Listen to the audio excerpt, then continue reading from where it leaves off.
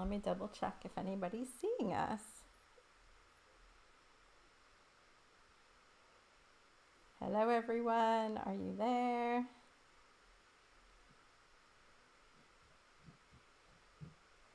Let's see what Facebook says. Yes.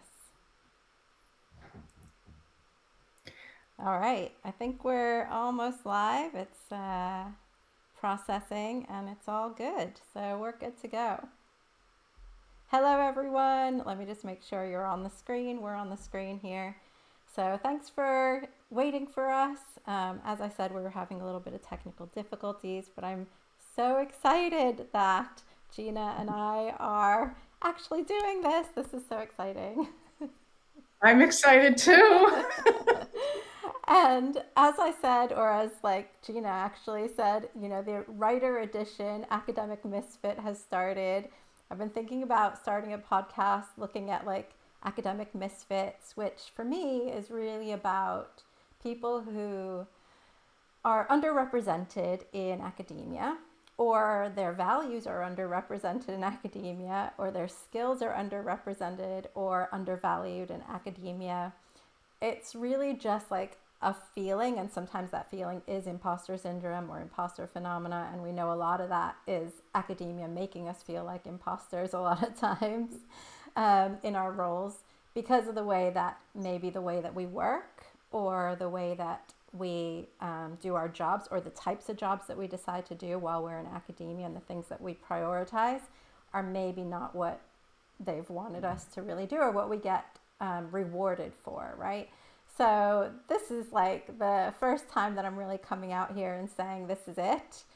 I think doing a podcast and going with the whole like what does a podcast entail is too much for me. So I really like doing it like this because then I've got a copy of the video. You all have joined us in this video. And yeah, I'm just really excited. So this time, because we know Gina in so many ways, and with all the summits that you've had and everything like that, I feel like I've known a part of you. And then as I got to know you, I knew more about different things that I didn't know about you. And I think that's incredible. So I'm so excited for you to share your story about writing. And I think the first time I went to talk to you, I was like, it's about, I would love to hear about your story about finding how your passion has helped you in what you're doing now. So yeah, what is your passion? Tell us about your passion, where it came from. Yeah. Yeah. Well, thank you so much, Luna, for having me. And yes, I also feel like I know a little bit about you too. It's been a wonderful experience moving from academia into business coaching and writing coaching because I get to meet all these fabulous academic women. So that's been just one of the wonderful things. But anyway, I actually have a PowerPoint, but we couldn't figure out how to get everything to work. And we were so happy that we got the video working that forget the PowerPoint. So, but the PowerPoint keeps me on track because I'm a big talker and I need to stay on track. Basically, I remember being 12 years old. I was in sixth grade, and that was when I first started my interest in creative writing, that I wanted to write the great historical novel. And I went into the library and looked at all these reference books. Now, this is all the way back in the 60s, guys, so there was no internet.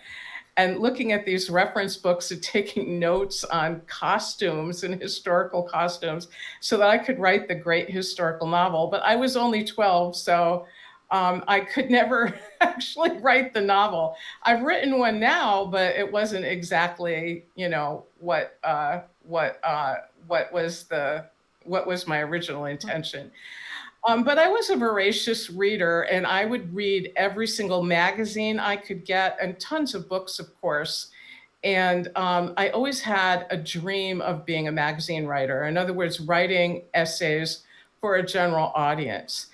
I am a working class first gen academic. And at my high school, there was one creative writing class. I took that class.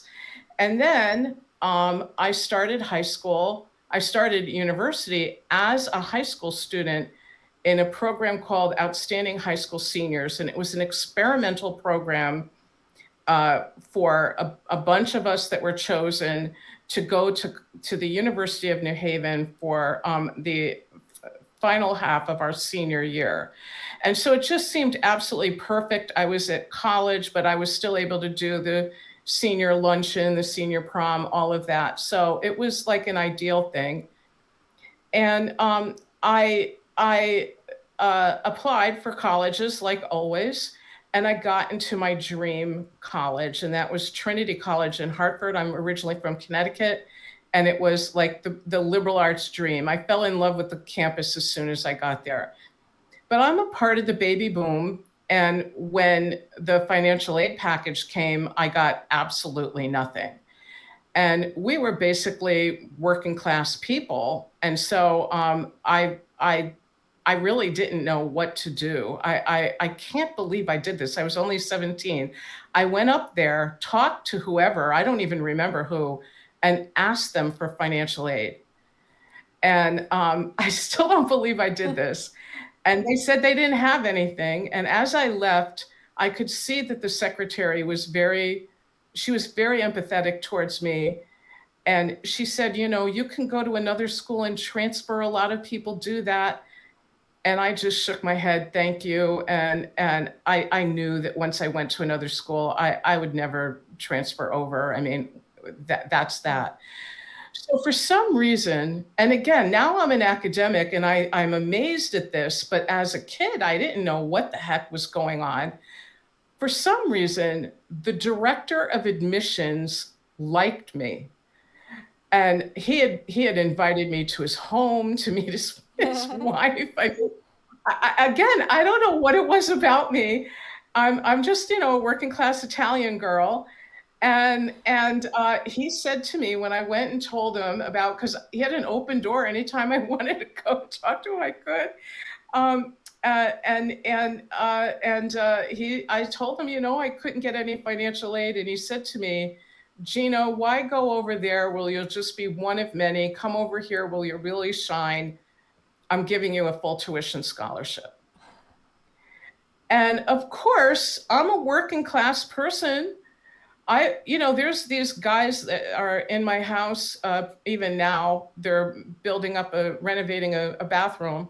I was chatting with them yesterday. What would you have done? I said, take the full tuition scholarship. I asked my working class students the same thing, take the full tuition scholarship. Yeah. But there was no writing major. There weren't even writing classes at the University of New Haven. So, okay. So I tried an English major, and I don't want to do literature, but I really, really loved my sociology class. And after not very much thinking, I decided to become a sociology major. And that started my life. One of the things, I have my PowerPoint here. One of the things is that I thought that the academic writing would satisfy the creative writing itch, right? So I kind of plunged myself into it. But I still did things like I was writing poetry, and I still have that poetry that I was writing up in my file. But then I read Sylvia Plath, and I just said, oh my God, I read her poem, Daddy. And I said, I can never even approach that.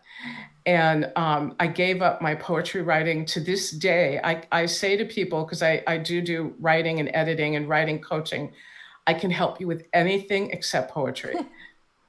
and anything you want. I can help 11 and 12-year-olds, because I have 6 years of experience volunteering at a writing center in junior and senior high. And I can go all the way up to academic writing, but I can't help with poetry. But I used to write tons of poetry. And the other thing is, as an adult, I just learned about one in 2024, but the other one I learned about maybe 2016. Two people that I knew in college that I helped with writing attribute them getting their bachelor's degree because of my help. I think they did it more on their own. I think that was more of the catalyst, but that is exactly how they felt about me, and I am, very grateful to them. But I've always had that knack of helping people succeed, and that's what I feel that I do now: Yeah. help people succeed. So I eventually go to graduate school in Syracuse Was University, that and in I plunged sociology then? So, yeah. right. Yeah, I'm getting a PhD in sociology. I plunged right into academic writing, and I started reading everything I could on academic writing. Now, again, there's still no internet. I remember going to a workshop where we had to learn how to turn the computer on. So it was Stone Ages. But there was various people that were writing about academic writing, and I worked really, really hard at it. And actually, the best compliment that I received at the end of my dissertation defense was, "It is a well-written dissertation," and I was like so happy about that. You Were know, you interested in the acts of writing, like how poetry differed from like, creative writing and fiction to like academic writing? Did you like study academic writing as like what form of writing is this? Yeah, yeah, yeah. That was what I was doing. I was, because again, I took one creative writing class, and I'm basically a self-taught writer. I mean, I never stopped studying. And yes, academic writing, my first attempts at academic writing were really awful. I remember submitting an article for publication and not even getting to the reviewers. But you just sit and focus on, you read what they're writing, and then you try to adapt your style to what they have. And so that's what I did. And I remember very early on too that, and this is of course why Sylvia Plath was a better poet than me, is that you have to read in order to write. And so that was something that I learned very early on. In order to write, you got to read a lot, and then you'll have more to say. And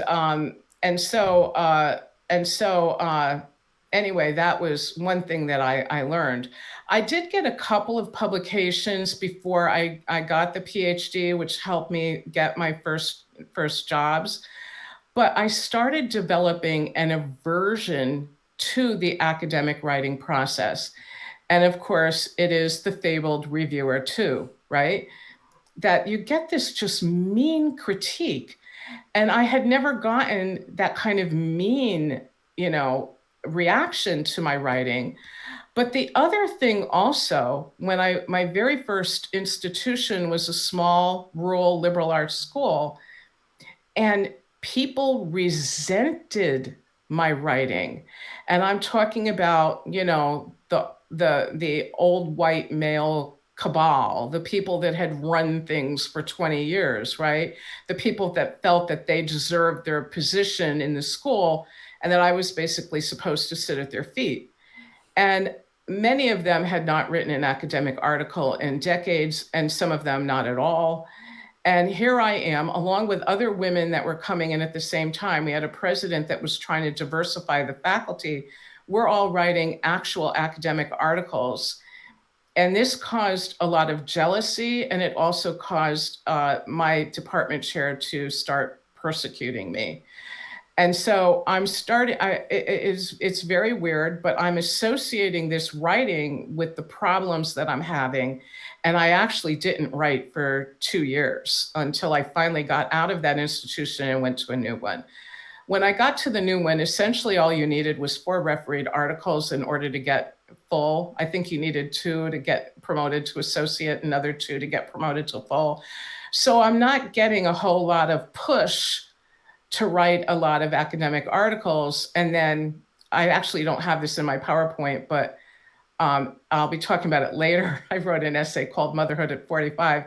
I got pregnant just before I was going up for associate. And I did get associate, but I did not want to raise my son there. So I went back for 2 years, and I wasn't even thinking about full at that point. and then I got a job as a contingent faculty, a continuing 1-year position at the institution I retired from, which was Miami University of Ohio. So yeah, so now I now I'm contingent. So nobody cares about tenure, promotion. I was basically left alone. And so what am I doing? I'm taking creative writing classes. I went to the Antioch Writers Workshop. I went to the Irma Brombeck Writers Workshop. These are local writing workshops. I joined Women Writing for a Change, which is kind of like a feminist-based writing group, right? I'm doing all of this, reading voraciously, getting a lot of critique on my writing, which of course is key.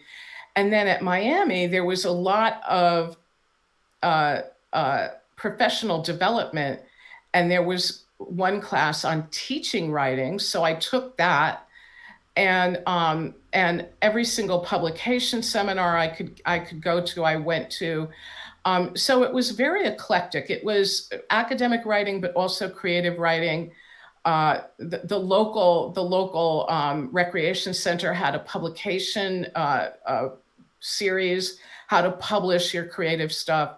So everything that I can take, because nobody cared about me. I was contingent, Yeah. right? So did You your know, and so Gina, did your yeah, go network ahead. kind of expand from that, from taking all these courses? Do you feel like you got like a different perspective from other people that were there? Yeah, absolutely. Yeah, I mean, I started learning more about the creative writing process and about what people expect in creative writing. And so and then it was just I don't know if you guys know NaNoWriMo, but NaNoWriMo, you start writing at the November 1st and you finish November 30th, and the goal is to get 10,000 words. And so I did that 2 years. I wrote, I think I have 2 novels that I wrote that have never seen the light of day. But again, they were all designed to help me, get better at creative writing. Yeah. Um, and then the other thing that I did is I start getting interested in the postmodern critiques of academic writing. And so I actually, like a moth to a flame, right? I started writing fiction pieces that were research based. I wrote 2 plays where the words were the interview data that I had, with a little bit of adjustment, and I'm presenting these at conferences. And then I was autoethnography as well. And then I was president of the Association for Humanist Sociology, and my keynote address was a play. And I basically performed it. I did some readers' theater. It was really tons of fun. And then because I was the president, right, they had to publish it. So I have a play. I have a play. And the interview data were people that were part of the beginning of the Association for Humanist Sociology, the first 5 years. And so I talked about the origins of that organization, and I pointed out a forgotten woman founder, and they still forgot her. I mean, to this day, they've forgotten her, right? They have this apocryphal story that Alfred McClung Lee and Betty Lee, who were the founders of the Society for the Study of Social Problems, got disenchanted and started the Association for Humanist Sociology, but that isn't true. That there were 2 faculty members actually at Miami University, a man and a woman, names that you wouldn't know, and I forgot both of their names, Chuck and Ann. Chuck and Ann. I wasn't prepared to talk about it, but they were the people that wanted to start this organization, and I actually got access to archival information that nobody had ever seen. And I also interviewed some people that were there and said that the Association for Humanist Sociology was started over a kitchen table, and it was the two people and Alfred and Betty Lee. and they were the ones that started it, but they were using the organizational skills of Alfred McClung Lee and Betty Lee to get going, and that is the real story, which is in my play. You And think the when I play performed, would be like a way to jog their memory, you know, like and when I performed it, I had a kitchen table with two chairs that were set, and the other two chairs that were kind of like diagonal on the table. And when I finished that act, that was Act One. I set the chairs in place so that we had the four founders of the association, and it was great. It was just what was the great. reception of these ways, alternative ways of delivering information? Yes. Well, they gave me a standing ovation, but some of it was because I was talking about them, so they were really happy that I was talking about them. But I did this little shtick where I played Chuck, who was a very earnest, progressive, and he had one of the AHS meetings at a youth hostel. And so I have him giving this little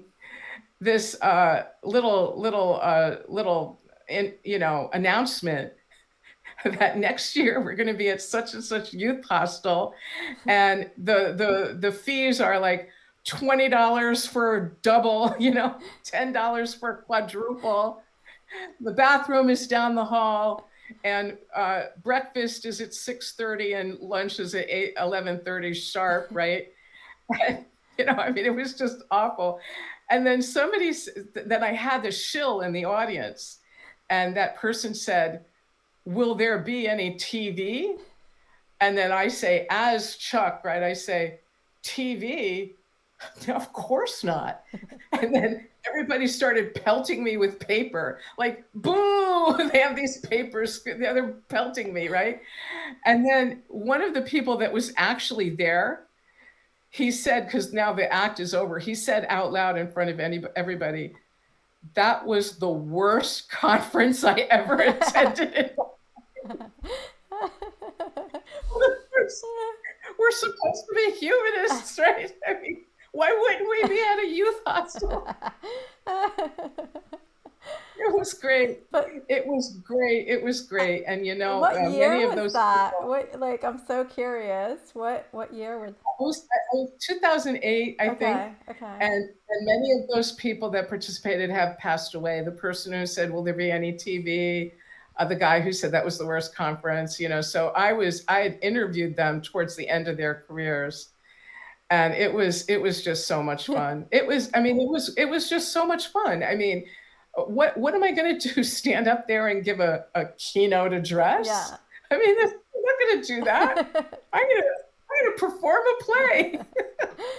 I feel like there's so many times that I've done that too, where I've just been like, I don't want to do another psychology study that is a bunch of surveys. Like, I'm going to put people on a roller coaster using virtual reality, and that is going to be fun. Yeah, yeah, exactly, exactly. All right, so now I'm at Miami, and it was 2020. It's COVID time. I have to take a drink. That reminds me. And lots of people are joining, so thank you for joining. Um, Hi, everybody. April said she's glad to join us. So, yeah, and other people are just watching. So, thanks for coming. Yeah, I'm so happy that you're all here. So now it is COVID time, and my position was called a 75% part-time position. It was a continuing 1 year position, and I was not the only person there that had that type of position. And the new provost came, and he was grumbling about these 75% part-time positions. There was a couple of reasons why. The first is that we were getting raises and we were getting benefits. And the reason why we were getting benefits is because of Obamacare. So the original idea was put these people at 75% and then just give them this, minuscule salary. And then we don't have to pay benefits. But then Obamacare came in, and then they had no choice. And that, we were continuing. And then there was tons of VAPs. I mean, they just relied on VAPs. And my position, actually, the 75% position, I was slotted into after a tenured full retired.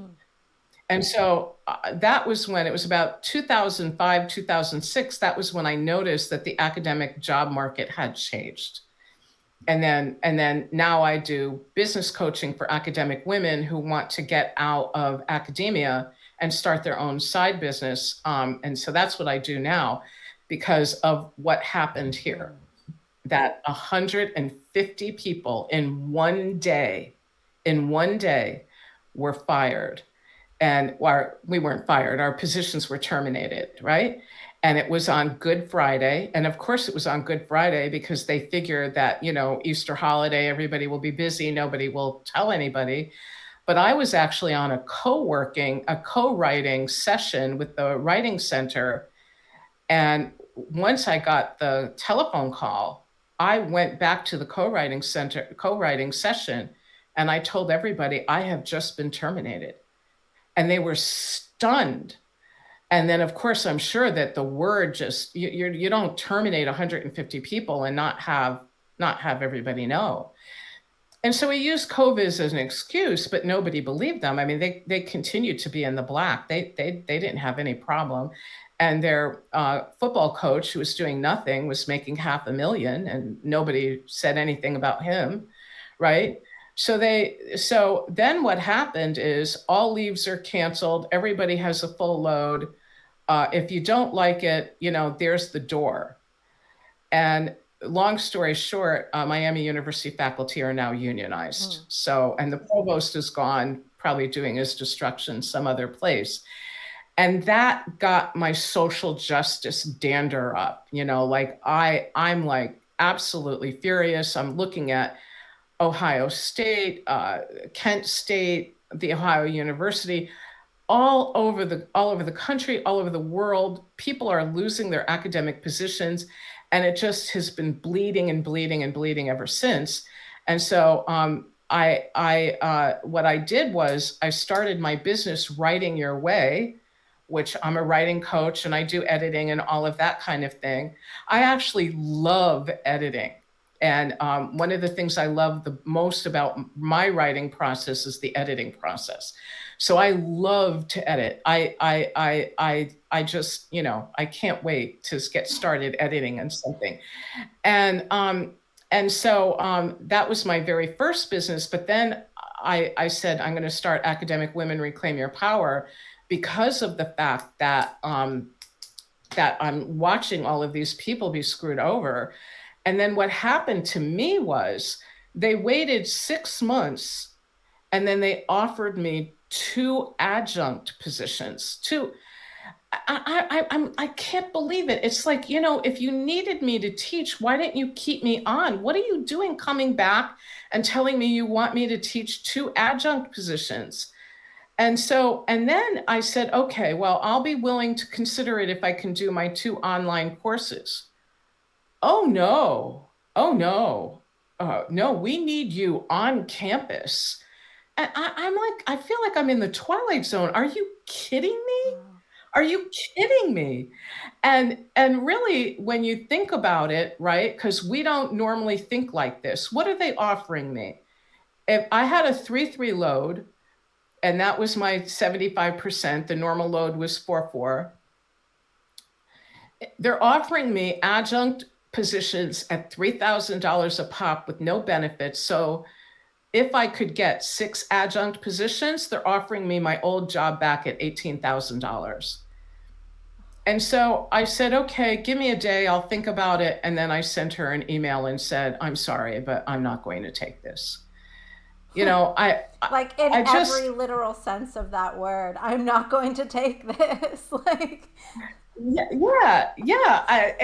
but there were other people that did. And one of them actually became one of my clients. And I said to her, don't you understand that as long as you are agreeing to teach your old jobs as an adjunct, they will never have a 1-year position and rehire you back. Don't you realize Yeah. that? And it's amazing how people don't realize it. One of my clients just sent me an article that I just read before we came on, and it made me like super angry and in a good way, you know, like you like to get angry and full of like social justice ire. It's on okdoomer.io and it's called I'm a tenured college professor, I'm quitting and here's why. And it's like so much about how they wanted him to do more of his job with less money and Yeah. adjuncts, and it's just where's that money going to, because a lot of times they are in the black. And yeah, I mean, I just, yeah, just echoing what you're talking about, but it is. And also that he was saying he, or I don't know if it's a he or she was saying that she had an extra like side job as well, and that it's almost like academia doesn't want you to have those side jobs because it is a way for you to feel empowered and say no, I won't do that, I have this other thing. And it's almost like you have the independence and the freedom to say no to something. And what they want is people, actually what my boss said to me when I used to work at one university, she said to me, we want everyone young and hungry. Yeah, exactly. Exactly. You know, one of my friends actually, was a lead union negotiator at a major state institution. And they were arguing in their union negotiation that faculty should no longer be evaluated by student evaluations. They should be evaluated just like everybody else, as peer evaluations. And he actually got the people at the university to say, but we need to know what the customers think. Oh, God. Actually got him to say it out loud. So it was a battle they lost, but they won many, many other battles. Okay, so here I am now doing Writing Your Way and helping people with their writing, and I'm really excited starting my business coaching program. Actually, my original academic Women Reclaim Your Power, I was helping people get out of academia as well as business coaching, but now I've narrowed it down to business coaching. And and then what happened was cancer. And I was diagnosed with cancer on November 1st, 2021. I left my academic position in August of 2020. And basically, I had just been a business person for about a year. And of course, anybody who starts, this is like, a really difficult time. So I was still taking on writing clients, but I no longer took on the business coaching clients because I didn't know how I was going to handle them. And, in other words, will I be able to fulfill my duties to them if I'm in cancer treatment? Like I didn't know what was going to be ahead of me. And so I did take on one client towards the end of my cancer treatment, but I had told her I was in cancer treatment. And I explained all of this to her. One of the hallmarks of my business is honesty and integrity. And because I'm a Muslim, I also don't charge interest. So if you want to work with me on time, whatever the course fee is going to be your fee. I don't charge anything else. I also don't do marketing tricks. I try to make marketing tricks like transparent to people. And that's always who I have been. And those are my values as an academic and as a businesswoman. So now let me look at my cancer thing here. Yeah. So what I did was I started working on my historical fiction novel, and I actually had given academic presentations on that. It was about my father's old neighborhood in New Haven, Connecticut that had been destroyed by redevelopment. And the purpose of the novel is to show the human impact of redevelopment. And so I had the entire manuscript done. And so, of course, I'm getting editing now, yay! And so I did a structural edit, I did line by line edit, and every time I went for an infusion, and I had to go for 13 of these, plus some liquid. They would put liquids into me, so I don't know how many infusions I had, 15, 16 infusions, and that would be the entire afternoon. I would fill my oncology nurses' ears with the latest thing I was editing. So, all these different stories from the book, I'm telling them all about, by the way, I'm editing this. And they would be like really interested. And of course, what's happening is that I'm in this other world and I'm not thinking about cancer, for the times that I'm editing. I'm thinking about this world that I'm creating, and I found tremendous solace in it. And the other thing that I did was I created a gratitude practice, and I have that up on YouTube. It's called 99 Days of Gratitude for every day for 99 days. This was towards the end of my cancer treatment, because the beginning of my cancer treatment, I was very, very ill. You can even see it when you look at day 1 of 99 Days of Gratitude. I wasn't myself. When you look at day 99, I'm like this, Wow. But yeah.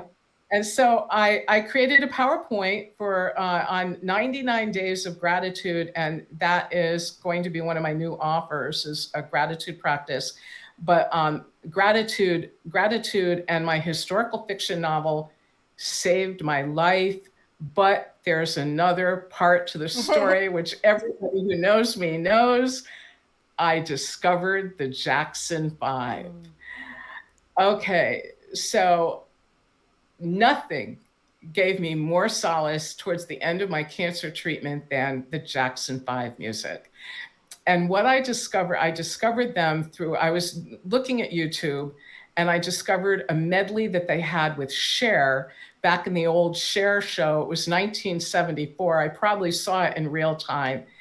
And I had actually been teaching about the Jackson 5 for a while, because I was giving a talk about how whenever there is a successful Black group, there always has to be a successful white person after that. And, you have all this blues music, and then Elvis comes along. Even further than that, there was the ragtime, the jazz, and then there was this guy who was, his last name was literally White Man. And then he created this orchestral music that appealed to white people. And then the Jackson 5, and then who came after them was the Osmonds, right? And so I would show my class, not the whole videos because we had to get going, but I would show them videos of the Jackson 5 and videos of the Osmonds. Videos of the Jackson 5 I didn't want to turn off. Videos of the Osmonds I couldn't get through. Okay. And I lived through that time, but the Osmonds do not hold up. The Jackson 5 are absolutely brilliant, just brilliant. And so I realized I'm loving them. I mean, in one of the things that I wrote, I dipped into an endless well of enchantment. I was just thrilled by them, and I knew very little about them. So as a sociologist, my major methodology is historical research and textual analysis. So I didn't realize I was doing this until I was a couple of months into it. I did a research project on the Jackson 5. Okay, so I did a historical research and textual analysis project on the Jackson 5. And I had an affinity for Jermaine Jackson. And Jermaine Jackson actually has a 14 album catalog. I haven't listened to every single song yet, and is an incredible performer. And there was something about Jermaine and his voice, even today, that if I'm upset, I turn on a Jermaine song and I'm soothed. And so what happened was I now started my creative writing career, okay? And I currently have up on Medium 5 essays about Jermaine, 1 essay on the Jackson 5, 1 essay called Motherhood at 45, which was my experience of becoming a mother at 45, 1 essay on gratitude, and it's scheduled to appear today at 12, an essay called Love Eternal, which is about the experience of instant attraction, that if you find somebody that you're instantly attracted to, what is the experience of it? And then I have like a fanciful ending. And so, yeah, this was all on my PowerPoint. I had all kinds of pictures, but yes, Gina met Marlon and Jackie Jackson. And that is Marlon holding my phone to create the selfie. Yes, that's Marlon taking a selfie of me. Okay. I have a At question this, for you from somebody. yeah, yeah, go What ahead. ways of thinking and working do creative people bring to our professional role in academia, and how can our strengths serve us as we move out of higher ed? Okay, can you say the first part again? Just repeat What it. ways of thinking and working do creative people bring to the professional role in academia, and how can these strengths serve Yeah. us as we move out? Well, first of all, I think that we as academics, we have tons of strengths, but because we have been devalued and constantly criticized, we don't recognize them. And so, what I did very early on is I went to one of these uh, business people, business coaches for minority and women. It's one of the government associations, and he gave me a SWOT analysis. And that's one of the things that I would suggest that you do. It's SWOT.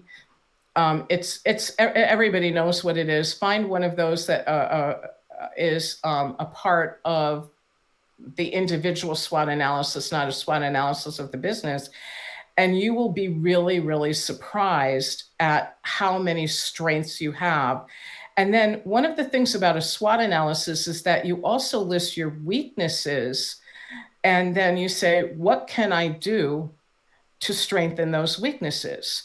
So, so I'm really good at writing. I'm really good at editing. I started out working with high school students, writing the Common App essay. I had 6 years of volunteer experience. That was my strength. But what was my weakness? My weakness was business. I mean, I'm a sociologist.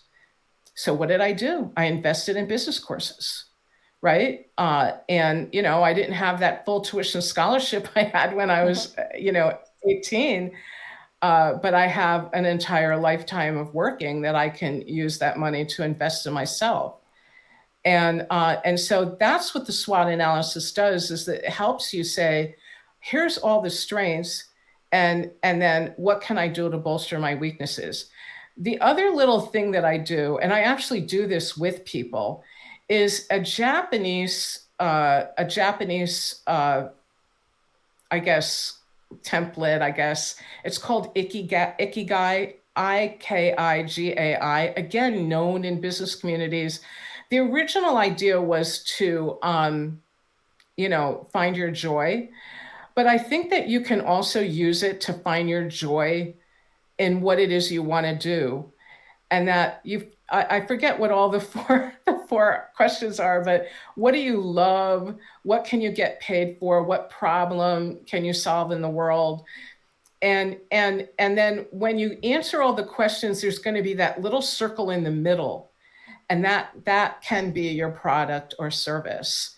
And so these two things are what I teach in my coaching program, and help people decide what it is that they love to do, right? And then what it is that can be part of a business, and then also what are their strengths, and bring those strengths to bear. And one of the things that I learned in my business training is we already have all kinds of strengths, even if we're in the humanities. I mean, I was president of a national association. Maybe some people are too, or so I learned on the fly project management. I mean, I had tons of different pieces that I had to put together. One of the things that I was involved with as an academic was diversity programming, and that was my entire career. I actually got an award for that through the Midwest Sociological Society. I had a picture of myself receiving that award. I was in the middle of cancer treatment, and I had these big fat cheeks that often happen when you're on chemo, called the Jane Addams Award for Service to Women. And it was my lifetime of service to creating programming on campus that would support women. And I was always intentionally intersectional. You do all of that, you have tons of skills, right? You already know how to create a course. You already know how to speak. You already know how to do everything, that you need. I actually was doing publicity, public relations, when I would have I would have a brown bag session, or I would do, Women's History Month programming. I'm out there, telling everybody about it. And I had like this little mantra, you can never have too much publicity, right? That's of course how it is in business. So you have more strengths than you think. So those are the two I'm going to suggest: SWOT analysis. And if there is a place I can actually put links in, when we're done, because I also have my own links I'd like to share. Yeah. And I can put links in, and then you can find those and you can just follow them on your own. And, on behalf of Luna and me, invest in a business coach. Yeah. I have a business coach. I don't know, Luna, do you have a business coach? Yeah, I currently have one. See? And a business program that I've just joined as well. Yeah. I have a business coach. I also have an Instagram coach, a person who helps me with my marketing on Instagram. So yes. Everyone invest. It'll be the best investment that you ever take in your life. And I saw that the way that you were talking about what the Jackson 5 and how you took your skills that you already had, your strengths that you already had, and you put them into that. And even like you were like, I don't know what this first guy sees in me and wants to give me like a scholarship and wants to give me a chance. Yeah. But I feel like that also happened with Jermaine.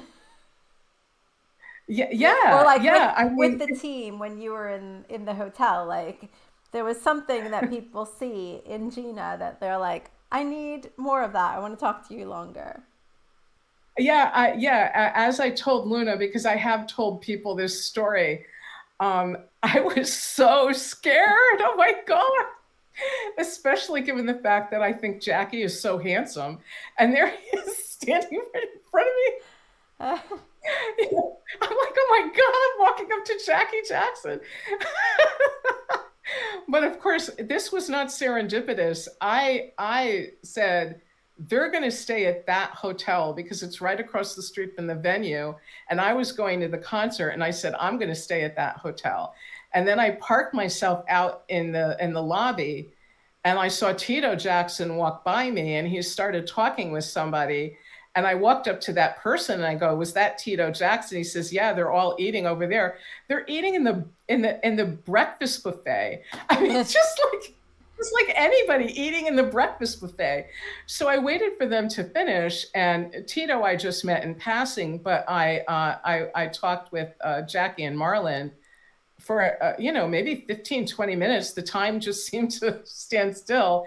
And they wanted to talk with me. And what I approached them with was first of all, my Writing Your Way business cards, the fact that I've written 5 essays on Jermaine and why I wrote them, and also my cancer journey in the Jackson 5, which I was actually doing the final edits, and I posted it that afternoon. And Marlon also had cancer. And so when I walked up to Jackie and I said, Jackie, I'm coming to the concert and I want you to read these essays about Jermaine. And then I had my other card with my cancer journey and the Jackson 5 on it. And I look around, I said, where's Marlon? And Jackie Jackson says, Marlon is right over there. Marlon, come here. I'm like, I don't know how I stood on my feet, okay? I have no idea how I remained standing. I couldn't believe it. And Jackie is a very quiet person, but Marlon is outgoing, and there's Marlon, hi. And so I started telling him, blabbering, I wrote this article and it's not published yet. And I'm so grateful to you. And it's all about how grateful I am. And he says, why don't you tell me what your essay title is before you tell me what the essay is? And I was afraid to, because he had cancer. And I said, My Cancer Journey and the Jackson Five. And that did it. Just the look on his face. He knew who I was, why I came to talk to them, and what I wanted to talk about. And the two of them were just the most wonderful people. After the concert, I got to meet TJ Jackson, who's Tito's son. And he claimed, he offered to send all the links of my Jermaine articles to Jermaine, his uncle, who he's very close to. And since then, I've also met Terrell Jackson, who is Tito's son and TJ's brother. And the three of them, Taj, Terrell, and TJ, had a pop group called 3T that was much more popular in Europe than it was here in the United States. So the other person that I have met is Asa Sultan. Asa Sultan, I haven't met her personally, but on YouTube. This is Asa Sultan. Asa Sultan is married to Jermaine Jackson Jr., and I buy clothes from her because they are hijabable, which is I wear hijab. She has caftans and all kinds of things, really, really cool clothes that I like a lot. And I also really like her a lot. And so I go to her Goddess Hour every Thursday that I can. And they have a 20% off for everybody who comes to Goddess Hour, and it's Instagram Live.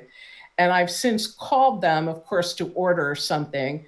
And I spoke with her associate, and they know me as Sweetest Jermaine, because that is my Instagram account dedicated to Jermaine.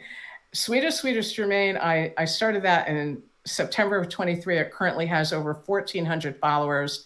And I have a viral reel that has over 180,000 plays. And so they call, hello, sweetest Jermaine, because I told them I'm a fan of your father-in-law, basically, and I said, I had a crush on him in 1969 when I was 13, and I said, but I was very fickle, and I switched my crush to a boy in class. So they thought that was really funny. And I also say very, very nice things to them all the time. And I'm always complimenting them on their clothes, right? So that actually is in my PowerPoint, Yeah. my Asa Sultan. I have another essay coming up next week. It's 3/4 of the way done, but I am going to post it. It's called What the King of Pop Can Teach Us About Positive Affirmation. Michael Jackson was a huge proponent of positive affirmation. And I'm doing, in my other Instagram site called @GinaPetanito, I'm doing a series on positive affirmations right now. And my essay is going to be one of my first tie-ins of my essay to my writing. And one thing I forgot to say is Giving Jermaine His Flowers, my very first essay on Jermaine, has over 1,000 people who have read it. 2,800 people who have seen it, and 1,000 people who have read it. That's a good percentage. Do you know what I mean? Of people like opening it, and then I've read it, and yeah, I was like glued to it. I had to read the whole thing. I have had 2 articles in top tier journals. Maybe I've had 40 something citations. Yeah. Not 1,000 that have read it fully. No. Yeah, and so what I have here on my second to the last slide is one of the greatest joys I have in my life is the fact that my writing connects to all kinds of people. Basically, I've become the magazine writer that I've always wanted to become. And the lady who comes in to clean, she loves my writing. She loves it. She can't wait for the next one. She sends me the invoice, and I send her my latest writing thing, as a copy to the invoice. And then I went to my 50th high school reunion, and people are coming and telling me that they read what I've written. And one of the people that didn't know about it, and again, this is just something that just is so meaningful to me.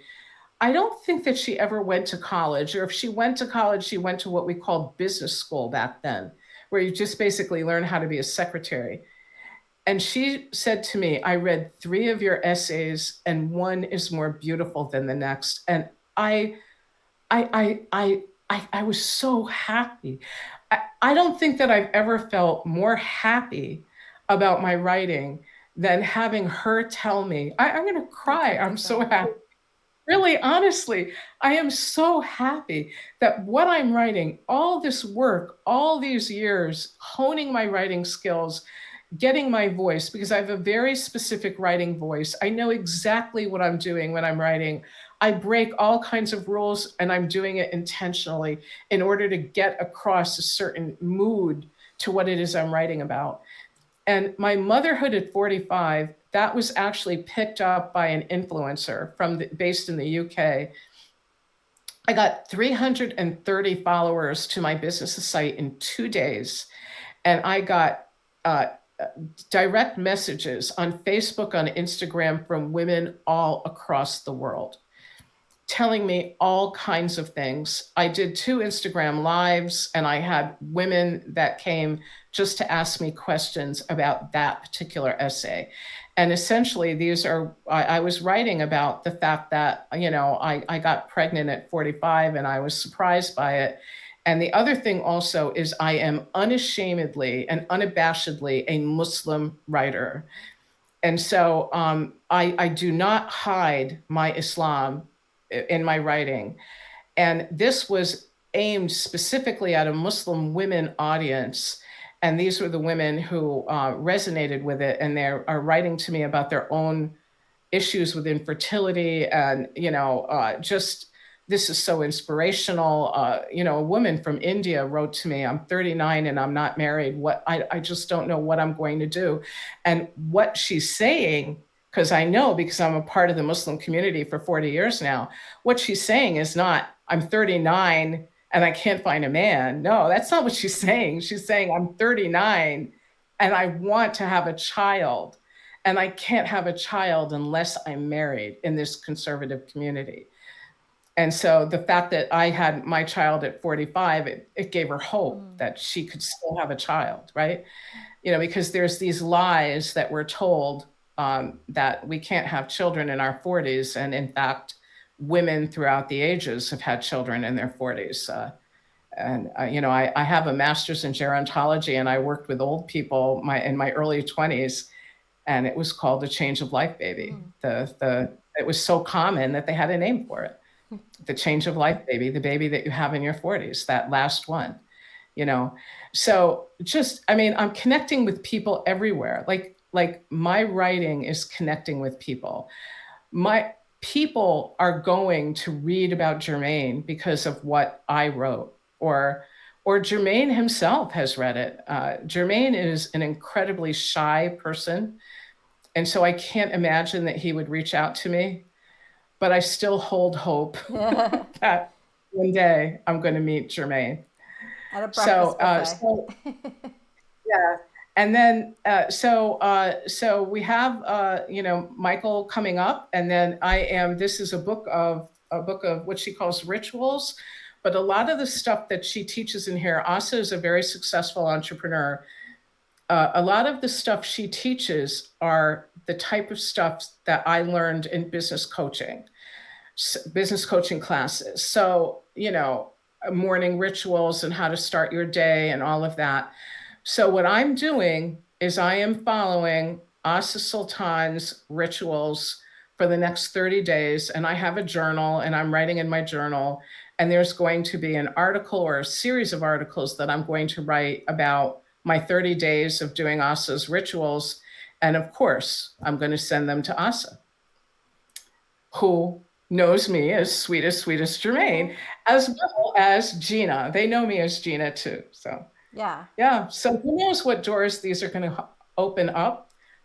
But I continue to move forward, and I still, I still have clients, I still have my business, coaching, whatever. But my final PowerPoint, thank you for listening. Thank you, Luna, for having me.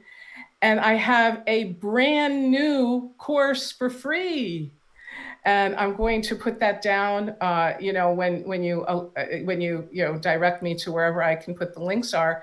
It's called Jumpstarting Your Side Business. It's less than a half an hour. It's six modules, about four minutes each, and it's completely free, and it can get you started on your business. I just switched platforms, so this is my first launch of it. I've been working on it since December, but the platform was the problem. And anybody who wants to book a Calendly call with me, if you just say I was at Luna's Live, or I think you're going to do a recording, right? Yeah. Have you been recording? Yes. Yeah. Luna's recording, I'll give you 10% off on any of my writing services. You have a master's thesis, a PhD, an academic article, or you have a kid that wants to write the Common App. I can do it all, guys. It's been my life since I've been 12 years old. So I had a dream, and my dream started when I was 12, and I'm living my dream now that I'm 68. So there we go.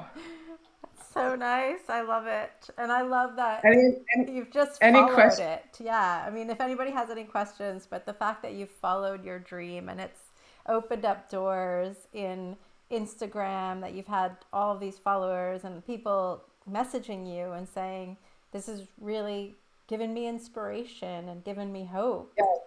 It's just Yeah. incredible. And it can, Yeah. listening to those voices could also lead to potential like business ideas, right? Because part of it is listening to your audience and seeing what they need, right? And it's kind of what you were talking about, the SWOT Yeah. analysis. It's looking at those opportunities that come up when you're already living in your strengths, right? Because the opportunities and threats, I just did this yesterday in my business meeting, is Yeah. external, right? And the strengths and weaknesses are internal. And Right. there's so many things coming up. Hopefully, you have a better government coming up. I wish for you. Like we had a slightly better government in our last election. So all of that then leads to all these kind of like opportunities, right? But also Right. hopefully not a lot of threats. And in that way, you can think about like, oh, my strengths would fit within that opportunity. And I feel like Right. that's what you've kind of gone into is like, the influencers that you've connected with and people that you can then work alongside and find all this new community. And yeah, I feel like that's a big strength of yours. Yes, and think about people saying what you wrote was so inspirational versus reviewer too, right? You know, and about opportunity, I just want to tell you, I just did a little video series on it. I created this. I am a successful author. I am a successful writer, and I did this as like a little positive affirmation hack. And then what came across my email was a 5-day writing challenge. And see, what happens is, see, once you start thinking like this, you start thinking in your power, right? Your mind is seeking opportunities. And I said, a 5-day writing challenge. I just got through talking about this positive affirmation. So I joined it. I wrote for 2 hours every day for 5 days. And that was how I got Love Eternal finally done. And I have another essay called Non-Parallel Lives, which is a piece of creative nonfiction that I repackaged as an autoethnography that I submitted to an academic journal. And I was procrastinating on that too, but I got that done during that writing session. And once you program your mind, the opportunities start appearing. Whereas, if you're still in, academic hell, the opportunities never showed to me. I wish that I knew about this, decades ago. about business coaching and writing coaching and things like that. I wish I knew about it. It took me, have my position terminated to learn. So Yeah, same with me. I was like, I think I want to leave for many, many years. Didn't look yeah, into it for real. And then it was when the whole redundancy thing went, kaput. And I was then on this list of people who could be, are no longer needed, which was ridiculous because we were bringing in more money and more students. yeah, And they had just yeah, hired somebody. So, yeah, but it definitely put like a fire under my ass to be like, what can I yeah. actually do? Right. Exactly. Exactly. Are there any questions that anybody has? Um, Not so far. Any questions before we get going? If not, you can hashtag replay, and I've tagged you in the post. So if anybody has any questions, just put them in there, hashtag replay, and Gina will know that you've asked a question, and you can put the links on that you want to put in there. But yeah, Yeah. no, I think this has been great, and I loved hearing all the stories. I love like hearing the way that you tell stories, and I feel like there's many more stories that are going to be told, and I'm so excited for all of them. Yeah, I have been a storyteller all my life. Underneath my yearbook picture, it's incessant storyteller. So I'm always telling stories. Yeah. The other thing is that I just bought this graphic novel called Wake, and it's about a woman who's a historian, and she goes from the U.S. to England to find out about the slavery history of the British Empire and whether there were any women on any ships who were the catalyst for revolts that happened on slave ships. And Wow. the story then is about her writing her dissertation, which can be like, most people would probably find that boring, but it's done in a graphic novel where you see her go up to people and ask questions, and then it's interspersed with stories of what happened on ships. And now I'm just thinking of you being in a graphic novel where you're telling nurses about your story. And so I think I don't know if I know anybody who does graphic novels. Like I feel like this is something that would be really interesting, an autoethnography about you, but like graphic novel comic book form. Yeah, yeah, that would be interesting. But I also Yeah, or me meeting the Jackson Five, which resulted in endless stories. I would tell everybody, people at the bank. I mean, people in the supermarket, people at Lowe's. I would tell everybody about it. Yeah, so it was pretty amazing. Yeah, um, yeah, one person said thank you both for this conversation. So I'm going to reiterate that. Thank you so much, Gina, for this conversation. It's been incredible. yeah, and you're welcome, and also thank you again, Luna, for having me. Absolutely. All right. Thanks, everybody. Okay, and And Luna, definitely, I'm just thankful for everything that you're doing, and I feel like in terms of the academic misfits, this is a great place to start because I feel like this is what it can show you that even when you were in academia, there were these little things that you were doing that were quite out of the ordinary or out of like the typical sociologist way of doing conferences. But what it then yeah, opened up was I want to speak to more than just this audience. And that's right. Yeah, amazing. Thank you so much. yeah. And thanks everybody for Yeah, coming. yeah, thank you. And Luna, are we going to stay on after this, or we're just going to click off? Yeah, let's stay on. All right, everybody. Okay. I'm stopping the All recording right. Bye. now.